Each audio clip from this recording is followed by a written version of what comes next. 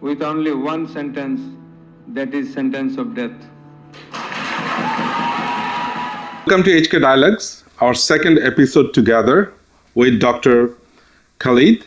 We'll be more than happy today to talk about a few things that's happening in Bangladesh. Today we have chosen our topic to be about the verdict in Bangladesh, which is basically, I think, is a historical event. We will talk about that in detail as much as we know or whatever information we could collect. So let's start. Dr. Khalid, first question, I would like to know, what do you think is the aspect of this verdict altogether for Bangladesh and maybe for the world or our neighbors around as well? Thank you, Hanif. It's a very important question. How should I start it? It is such a thing. It happened in Bangladesh, which will be in the history, as you said, is historical. It's of course historical. And in Bangladesh, in the last 53 years, nothing happened like that. Sheikh Hasina, the former prime minister, she was sentenced to death by International Crimes Tribunal, which you call in short as ICT in Bangladesh. She was charged for crimes against humanity. It's a serious crime. It was a serious offense against any human being that she did for against the humanity. The charges against the prime minister, former prime minister, it was crimes against humanity. It is a serious crime and everywhere in the world. In Bangladesh, what she did, and just in 20 days, at least 1,400 people were killed, and they were from the age of 4. Ahad was killed. A 6-year-old girl, Priya Gop, was killed. This is, of course, a historical trial in Bangladesh. As we know, nothing happened. So much of a genocide, so much of a massacre happened after liberation in 1971. 1,400 people died, at least, and thousands of people, maybe 10,000, 20,000, they were injured, lost their eyes, limbs, and so on. And the charges were incitement of violence, ordering to kill people, ordering to use a lethal weapon, and there were very specific charges of killing. One was in Chankharpul, another was in Rangpur, and another was in Ashulia, where 6 people in Ashulia were, after killing, they were burned. And it was came in the media that one was still at that time was surviving, but he was also burned. So these were the things that happened in Bangladesh. So this verdict is absolutely, it was right. We have seen a majority of the people in Bangladesh, based on research, it was found they have accepted it. And all over the world, it was accepted in the trial it was. Let me quote from the United Nations report.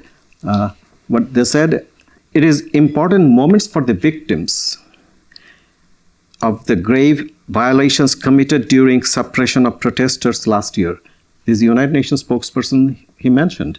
So it's a really important aspect of the trial, what was given by the ICT in Bangladesh. Understand. Great. Thank you very much for your answers. Do you think it is a trial for Bangladesh to remember and for the world to remember altogether and be scared of trying to be autocratic like Sheikh Hasina did? And after that, I have another follow-up question. What do you think is the difference between General Ershad, who was ousted as well, and Sheikh Hasina? Why do you think? Because General Ershad had some charges against him as well, probably not as per the court and stuff, but people had charges in their heart. But then how this killing by Sheikh Hasina is different than General Ershad? So these are the two questions, if you could answer in short. Hanif, you see, this verdict, this was against the Prime Minister Hasina only for 20 days of killing. I'm not going to the last 16 years what happened in Bangladesh. There were the abducted, people are abducted, forced disappearance. There were in the secret prison. So those were separate issues. That will also come in the court. Eventually that will be also come. But here we see that thousands of people, those were injured, and so many people died. We cannot no way compare with General Ershad. Because that was, he was of course a military dictator, but he was not like that. And he didn't fly away from Bangladesh. It was not required. He was in Bangladesh, and he was later on elected again. So in no way, and here it is altogether, killing, using lethal weapons, and so many things. And it was found in the voice record, in different records, evidence that she was directly involved in giving order to her ministers. It was also recorded when she was talking to Mayor Taposh, who is her nephew, and that was where she directly ordered for using lethal weapon. She also ordered the police chief at that time, Chaudhry Abdullah Mamun, who later became the state witness. He told the court that he was ordered by the Prime Minister, that Hasina, to shoot on sight. So in no way, and during Ershad's time, there was no as such killing. Maybe one or two, it happened, but it is no way comparable. I believe if you try to maintain the law and order situations in countries like Bangladesh, there can be one or two casualty, but then there is a difference between sort of like mass killing and casualty due to downgrade of law and order. I think during Ershad or other times, some casualties were there. They are not expected, they are not good, they are not right. However, the numbers were much lower, where Sheikh Hasina's killing was basically to survive and sustain the government, regardless of listening or hearing her own people that she claimed. Even though I think they were not her own people anyway, because after 15 years of mismanagement, most of the people got against her anyway in their psyche. So, in your view, what were the key factors or evidence behind this verdict, you believe? You see, Hanif, what happened in Bangladesh 18 months ago, that's the killing, injuring people. People still remember. They don't need to go away and search in the website or in the social media. Those who are injured, they're still in Bangladesh. They're moving around. If you go to Bangladesh, you will see they are the people. So that's the evidence. Then as I mentioned already, the voice record, phone record of Sheikh Hasina, it was found, and it was verified by the police and the intelligence department. They did the forensic. They have the latest technological device to match Sheikh Hasina's voice. It was there, and it was found that it is it was ordered by Sheikh Hasina. And there are other, and it is now the world is of social media. So there were, you see, so many the photographs, the pictures were taken by thousands of people. So everything is in the you can see that. So there is no need to have so much of evidence, but still there were, and the head of police, former head of police, he was the state witness, and he agreed and he said that. I understand.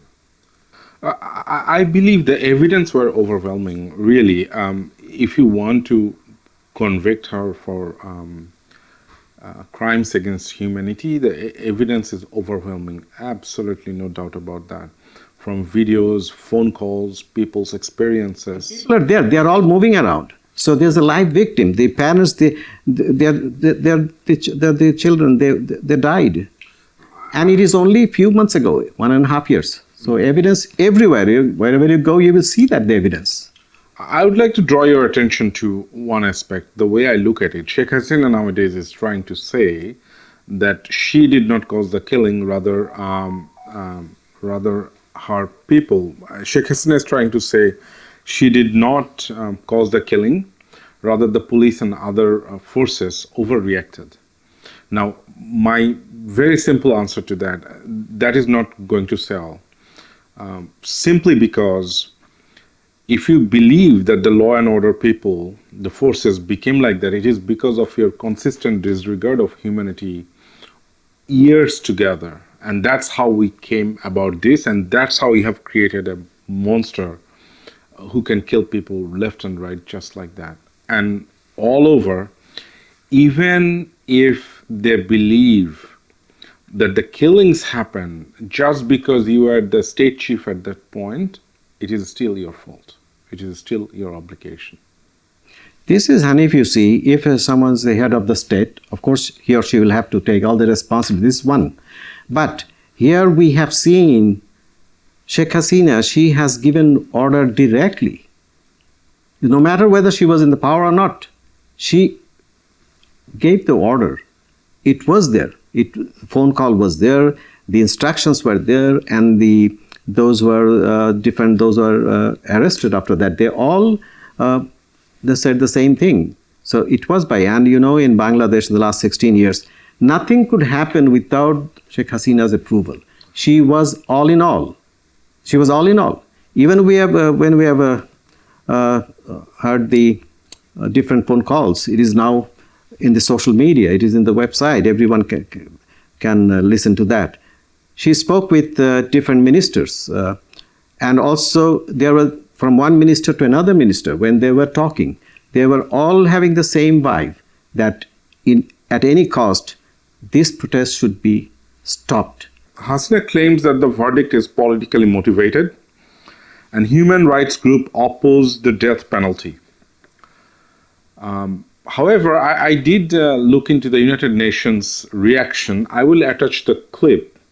Against Bangladesh Prime Minister Sheikh Hasina and the former Home Minister on charges of crimes against humanity is an important moment for the victims of grave human rights violations committed during the suppression of protests last year. While we were not privy to the conduct of this trial, we have consistently advocated for all accountability proceedings, especially on charges of international crimes, to unquestionably meet international standards of due process and fair trial. This is particularly vital when, as was the case here, the trials have been conducted in absentia and led to a capital punishment sentence. We also regret the imposition of the death penalty, which we oppose in all circumstances. The High Commissioner hopes Bangladesh will move forward with the comprehensive process of truth-telling, reparation and justice as the pathway to national reconciliation and healing. I think they are completely okay with the trial. They did not question it. However, they're against the capital punishment. Now, what do you think about the capital punishment and also the Sheikh Hasina claims about politically motivated trial? Hanif, you see, is there any example in the world when someone is convicted and verdict is given against him or her, anybody will say that yes, the judge has done the right thing? No one in the world. So what's the exception in Sheikh Hasina? She said it's politically motivated. And who else said? No one. Not even Indian government has said that this is politically motivated. They haven't. Indian media maybe, they were. There are some Indian people, some groups, they were saying politically motivated. But not a single country, not even in Canada, not even in America, Australia, or even China, no one said it's politically motivated. Number two, I'm coming to that point. Professor Yunus is not a political person. He is a non-political. He doesn't own any political party. He doesn't need to support any political party. Why he will be doing something to be branded as a politically motivated? No reason. And in Bangladesh, no one, majority of the people, they're happy. And if you, I think you know, not a single political party in Bangladesh, they said this is a politically motivated. Neither BNP nor Jamaat or any other party. They all accepted the verdict. Even we did a research that we have among the Hindu population. You'll be surprised, 62% of the Hindu population, they said that they accepted the verdict because they know it. So much of killing happened in Bangladesh. So there's no way of branding it as politically motivated. No reason. So Hasina may say because she will, but Indian government still haven't said that it's politically motivated. What are your thoughts about capital punishment? That's the thing. You see, again, all the human rights organizations in the world, they're against death penalty. It is there. So, and the United Nations, of course, they're against death penalty. Wherever it is, even if it is in Afghanistan or in Syria or in Russia, anywhere, or in Ukraine, United Nations will have the same views against death penalty. So they have done their job. And Bangladesh will go by its own law of the land. And there are many countries where the death penalty is there. So we respect the law of the land. So it's two different issues. I understand. I believe in that aspect. Like I personally, I am against capital punishment and death penalty. But for what Sheikh Hasina did, I just believe that she should get the highest punishment of the land. Now, if she gets lifetime imprisonment, that is basically the second highest in Bangladesh. But for what she did, she should get the highest punishment. Now, if she doesn't get death penalty finally, or it doesn't get executed, that's a different story. But I think by virtue, she should receive the highest penalty for what she did, and I think I'm happy with the verdict. And if you see, you asked me whether I'm politically motivated or not, and about the death penalty. When Sheikh Hasina was in power, the same ICT during her time, 6 political leaders were sentenced to death. They were from BNP and Jamaat, and Jamaat and BNP was the opposition of Awami League. So that was termed as politically motivated. Another thing, at that time when those 6 leaders were sentenced to death, that was based on the evidence what happened in 1971, 53, 54 years ago. At that time, social media and technology was not that advanced like as today. So those are basically based on word of mouth and so on. So this time what happened is very much vivid. In that regard, I would like to add something that our international viewers may not know. The rule of evidence, the law of evidence in Bangladesh was changed when the other people were tried by Sheikh Hasina, other meaning the people who she claimed did something wrong against humanity as well. Then the rule and the law was changed to say that the newspaper articles can be accepted as an evidence. I find that to be completely farcical and completely out of norm to accept as an evidence, because the newspaper editor can gather information with so many sources that may not be true, and also he or she has the freedom of writing whatever he or she believes, not based on the fact and information. So that's how this court and the norms of this court was violated by Sheikh Hasina herself. Now when this verdict has been given based on the fact, evidence, and based on the incidents where the sufferers are still alive, still able to talk, still able to show what happened by videotapes, audio calls, and so many other means, she still claims that it is politically motivated. I do not believe that. I believe it is very fine and fair. The punishment that she received could be even more harsh, in my opinion. Thank you. India is currently hosting Hasina and sort of trying to give her all kinds of safety and security. What are your thoughts about that? It is there. India has given all the amenities, all the benefits, and all the facilities to Sheikh Hasina. It is there, and we know it very well. And that's why the Bangladeshi people, they are not at all happy with the treatment being given by India to Sheikh Hasina. Not only Sheikh Hasina, more than thousands of Awami League, the supporters, the leaders, the activists, they are all in India. Hanif, let me ask you one thing. How come it can be, for example, if in Bangladesh, majority of the people, they don't want something, and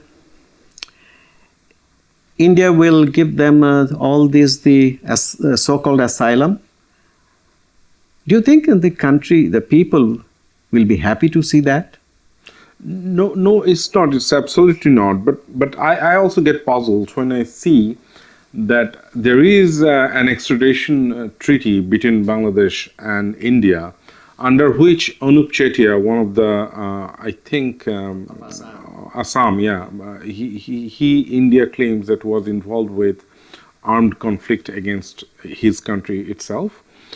He was transferred to India under that treaty. Yes. Now, if we are not able to bring Sheikh Hasina back, the biggest culprit of all, from this land, how that treaty gets any weight or does have any value? And if India can really negate the treaties like that, especially this one, then what about the next Anup Chetia? What about the other people who could be apprehended by Bangladesh?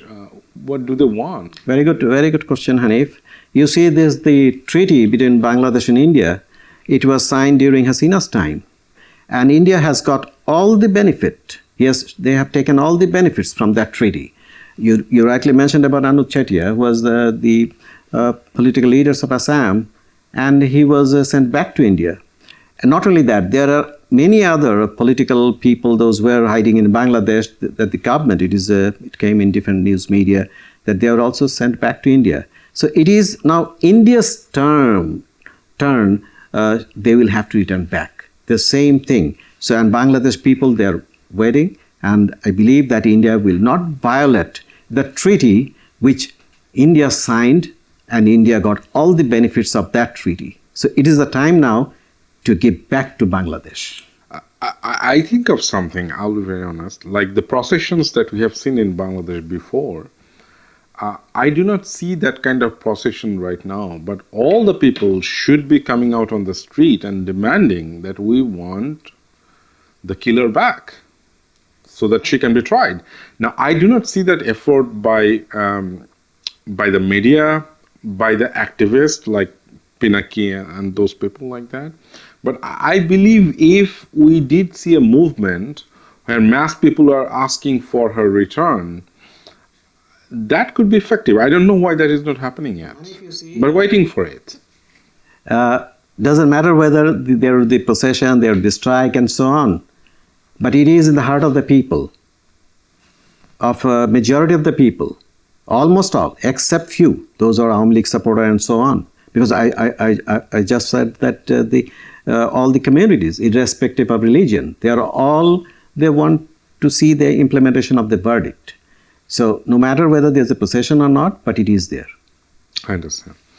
You mean the people's verdict on it in their heart is there. Their resentment is there. I understand what you're saying.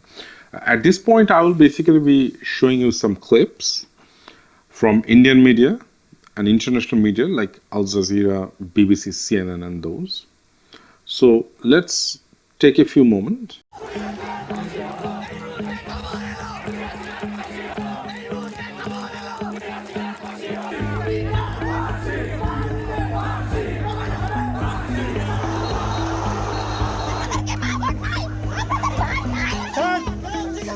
Crowds cheered as the 78-year-old former Prime Minister of Bangladesh was sentenced to death today. Sheikh Hasina was found guilty of crimes against humanity after authorising a violent crackdown on student-led protests last summer. Young Bangladeshis stormed her house, leading her to flee the country and head to India in hiding. The UN estimated 1,400 people were killed in the anti-government protests, mostly civilians shot by security forces. This leaked audio appears to show Sheikh Hasina authorising those shootings. Tense Monday in Bangladesh, a day nobody would have seen coming. Not last year, not last decade, not even in the last century. Because today, Sheikh Hasina was sentenced to death. A former Prime Minister, an icon of democracy, the daughter of Bangladesh's founder, and today she is a convict facing death. It's a massive moment in the country's politics, a moment that could quickly devolve into violence and chaos. You have seen the clips. What do you think the difference there is that pretty much the whole world is coming to an agreement that this verdict and this trial was required, necessary, and appropriate, except the capital punishment part, of course. But then Indian media, even though their government is not denying it or claiming that, they're claiming that it is a verdict that is not done properly, the trial process was not appropriate, and so on. What do you think is that? It is, you see, Indian media and Indian people, not all, few, they are saying it is not properly done. Okay, but who is saying that? It is by the Indians or Indian media. And Hasina is there in India. So it is the same group. They are saying it. And rest of the world, as I mentioned, no one has said that. Because the trial was done absolutely independently, without any bias by the government. As I mentioned, Professor Yunus, he is a Nobel laureate and he is not a politician and he doesn't know how to manipulate data and so on. He was very honest. From day one, he was saying that there would be free and fair. There's the verdict, the trial, and he was also mentioning about the election. So he was moving in the right direction. So it is not at all very important whether India is saying that or not. The rest of the world, they know it. Another thing, Hanif, the basic truth is always true. It never changes. You can say 100 times something happened and against that, it will never change, right?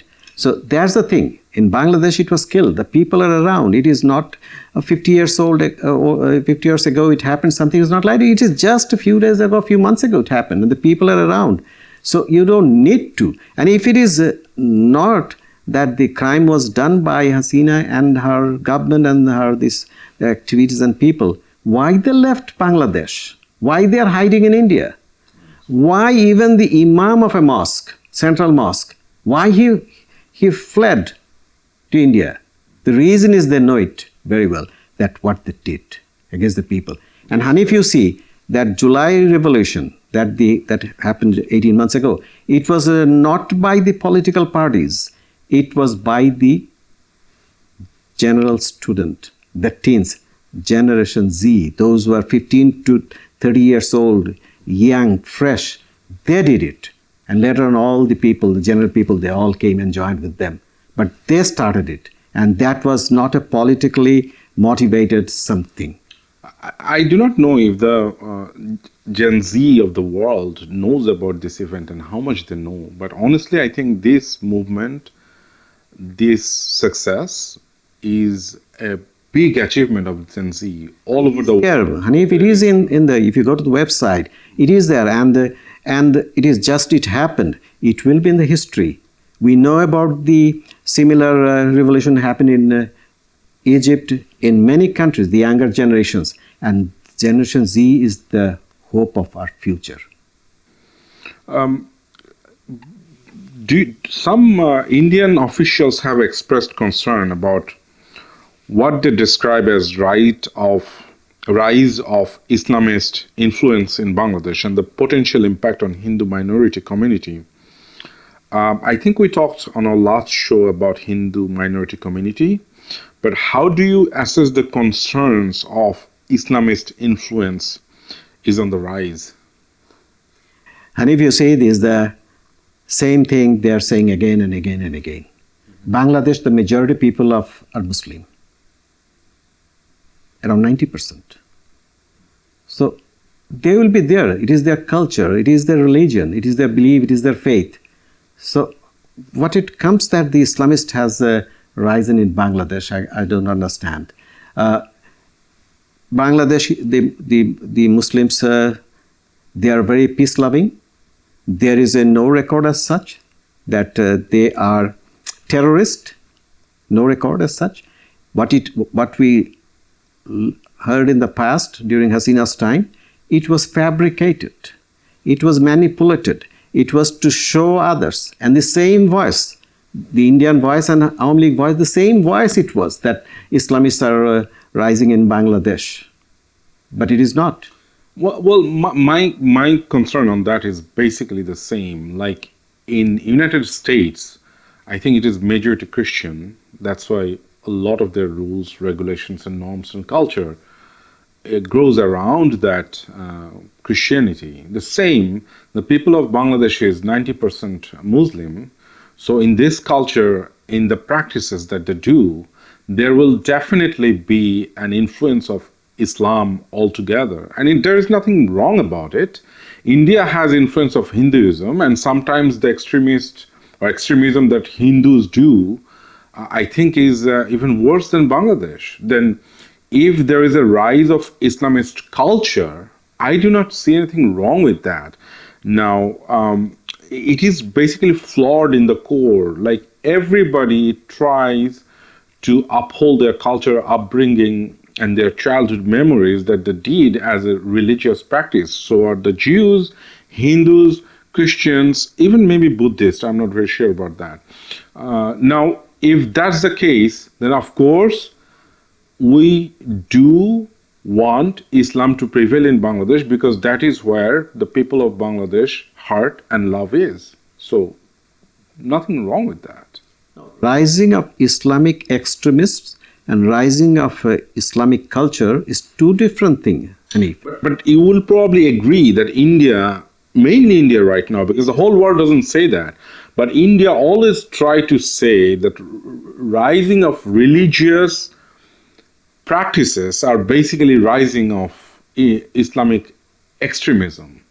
Like I do not see any problem if Islam tells women to cover themselves according to Islamic norms and convince them. I only have problem if they force them, which if that happens, I'll be against it too.